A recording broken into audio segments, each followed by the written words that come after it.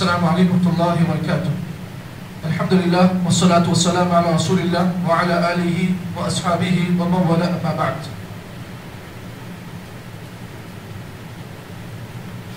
وعن ابی ہریرہ رضی اللہ تعالی عنہ ان رسول اللہ صلی اللہ علیہ وسلم قال لا يحل للمرأة ان تصوم وزوجها شاهد الا بإذنه ولا تدخل في بيت الا بإذنه رواه البخاری ومسلم.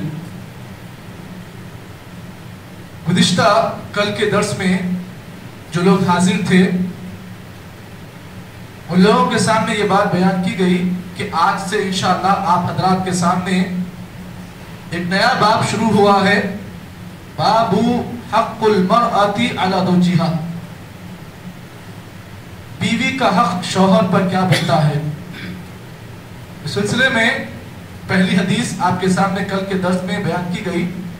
آج کے درس میں ایک بڑی اہم حدیث بیان کی جا رہی ہے اور انشاءاللہ اس حدیث کے تحت دو اہم مسائل آپ کے سامنے پیش کرنے کی کوشش کروں گا. اسی لیے تمام اطمینان سے اس درس میں بیٹھیں کیونکہ بڑی اہم حدیث ہے. راوی حدیث حضرت ابو ہریرہ رضی اللہ تعالیٰ عنہ ہیں. فرماتے ہیں اللہ کے نبی صلی اللہ علیہ وسلم نے ارشاد فرمایا. اس حدیث میں اللہ کے نبی صلی اللہ علیہ وسلم نے شوہر کے حق کو آپ نے بیان کیا ہے. بیوی پر شوہر کا کیا حق ہوتا ہے اس کو آپ نے کلیئر بیان کر دیا. نبی اکرم صلی اللہ علیہ وسلم نے فرمایا لا يحل للمرأة. کسی بھی عورت کے لیے کسی بھی بیوی کے لیے جائز نہیں ہے, یہ حلال نہیں ہے, ان تصوم وزوجها شاہد. اس کا شوہر موجود ہے. شوہر کی موجودگی میں اگر کوئی عورت بغیر اجازت کے اپنے شوہر کے اگر روزہ رکھتی ہے تو جائز نہیں ہے. یہ حدیث کا مطلب ہے. اس کے بعد پھر آپ نے فرمایا وَلَا تَدْخُلُوا فِي بَيْتٍ إِلَّا بِإِذْنِهِ. بغیر شوہر کے پرمیشن کے عورت کے لیے جائز نہیں ہے کہ وہ اپنے گھر میں کسی کو داخل کرائے. یہ حدیث کا ترجمہ ہے. اب آئیے اس حدیث میں میرے اور آپ کے لیے کیا کیا مسائل ہیں اس کو پیش کریں. سب سے پہلی بات اللہ کے نبی صلی اللہ علیہ وسلم نے اس حدیث میں جو بات بیان کی وہ پہلی بات یہ ہے کہ اس حدیث کے اندر اللہ کے نبی صلی اللہ علیہ وسلم نے شوہر کے حق کو بیان کیا عورت کے اوپر.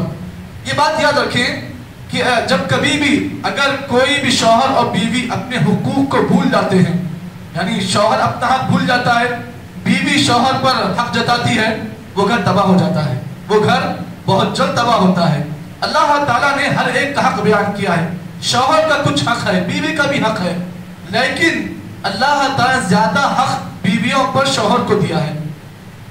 تو کبھی بھی آپ ایسا نہ کریں کہ آپ شوہر ہیں تو آپ کا حق اپنی بیوی پر زیادہ ہے, اس لیے کہ اللہ تعالیٰ نے آپ کو مرد بنایا اور قوام ہے, آپ گھر کے حاکم ہیں. تو کبھی بھی اپنی حاکمیت کا غلط استعمال نہ کریں. تو اللہ رب العالمین نے مردوں پر عورتوں کو جو فوقیت دی ہے, جو مقام دیا ہے, اس کا سب سے بہترین حق اللہ کے نبی نے بیان کیا وہ یہ ہے کسی بھی عورت کے لیے جائز نہیں ہے کہ وہ اپنے شوہر کی پرمیشن کے بغیر روزہ رکھے. اب یہاں پر سمجھنے کی بات یہ ہے کہ آخر وہ روزہ کون سا ہے, کیا وہ روزہ فرض ہے یا سنت ہے یا نفل ہے, اس کو سمجھیں. نہیں سمجھیں گے حدیث کے مطلب کو تو آپ غلط مطلب لے سکتے ہیں. یہاں پر اس حدیث میں اللہ کے نبی صلی اللہ علیہ وسلم نے جس روزے کی بات کی وہ ہے نفل روزہ, وہ ہے نفل روزہ. اگر کوئی بیوی اپنے شوہر کے اجازت کے بغیر نفل روزہ رکھتی ہے یہ جائز نہیں ہے, یہ جائز نہیں ہے. کیوں؟ وجہ کیا ہے؟ الاستمتاع, وجہ ہے فائدہ اٹھانا. اگر مرد کو خواہش ہوئی بیوی کی اور بیوی روزے میں تو بیچارہ کیا کرے گا بتائیے آپ, کیا وہ اپنی خواہش کو مان لے گا؟ نہیں, وہ تو اپنی خواہش پر کنٹرول نہیں کر سکتا ہے نا. آپ روزے میں ہیں, اگر وہ بیچارہ آپ پر آ جاتا ہے اپنی خواہش پوری کرنے کے لیے تو روزہ کس کا برباد ہوگا؟ کس کا؟ بیوی کا. کیوں؟ اس لیے کہ اس نے اجازت نہیں لی ہے. تو پرمیشن ضروری ہے. شوہر کی وداؤٹ پرمیشن کے عورت نفل روزہ اگر رکھنا چاہے نہیں رکھ سکتی ہے. اب یہاں پر اس حدیث میں ایک اور مسئلہ یہ معلوم ہوا کہ اب کوئی عورت ہے فرض روزہ رکھنا چاہتی ہے, مثال طور پر رمضان کا روزہ فرض ہے, تو کیا اس میں بھی شوہر کی اجازت ضروری ہے؟ اس سلسلے میں محققین اور مفسرین اور محدثین لکھتے ہیں کہ اس سلسلے میں شوہر کی اجازت ضروری نہیں ہے, شوہر کی پرمیشن ضروری نہیں ہے. کیوں؟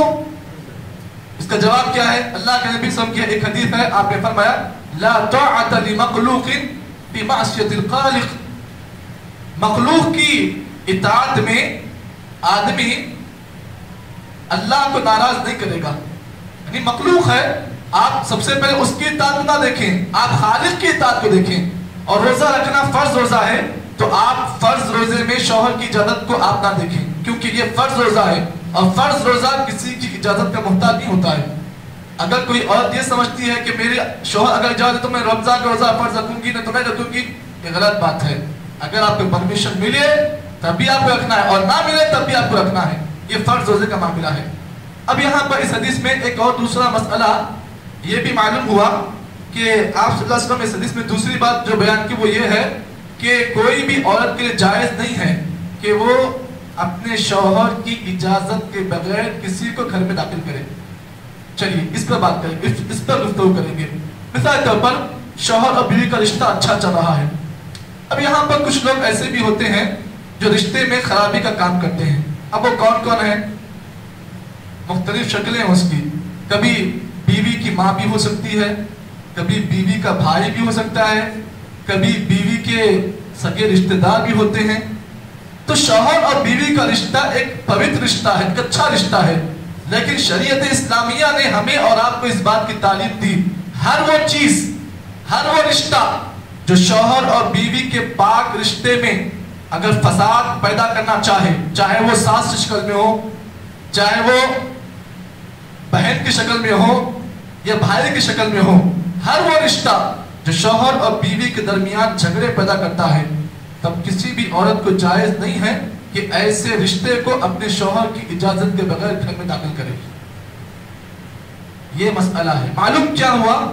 اگر ایسا کوئی شخص آ رہا ہے آپ کے گھر میں جو آپ کے گھر میں آ کر آپ کی زندگی کو تباہ کر رہا ہے، چاہے وہ آپ کی ماں ہو، سگی ماں ہو، یا آپ کا بھائی ہو، یا پھر اور کوئی ہو جو آپ کے رشتے میں درار ڈالنے کی کوشش کر رہا ہے، تو بیوی کے لیے ہرگز اس بات کی اجازت نہیں ہے کہ وہ اپنے شوہر کی اجازت کے بغیر ایسے کسی بھی آدمی کو یا ایسے کسی بھی عورت کو اپنے گھر میں داخل کریے. اللہ کے نبی صلی اللہ علیہ وسلم کی حدیث میں معلوم ہوا کہ مسئلہ بڑا اہم ہے.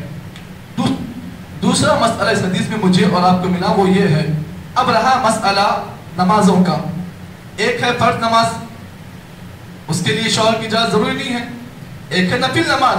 اگر کوئی اور نفل نماز پڑھ رہی ہے اور شوہر اسے بلا رہا ہے تو کیا وہ نفل نماز کو قائم کرے گی یا توڑ دے گی؟ اس سلسلے میں محدثین نے یہ بات لکھی ہے کہ اگر بات نفل کی ہو تو عورت کو چاہیے کہ وہ شوہر کے اطاعت کو سب سے پہلے نمبر پر رکھے. یہ بھی ایک اہم مسئلہ ہے. اس حدیث میں اور بھی بہت سارے مسائل ہیں جو مجھے اور آپ کو سمجھنے کے لیے بڑا اہم ہے، لیکن حدیث کا جو واضح معنی ہے آپ نے سمجھ لیا.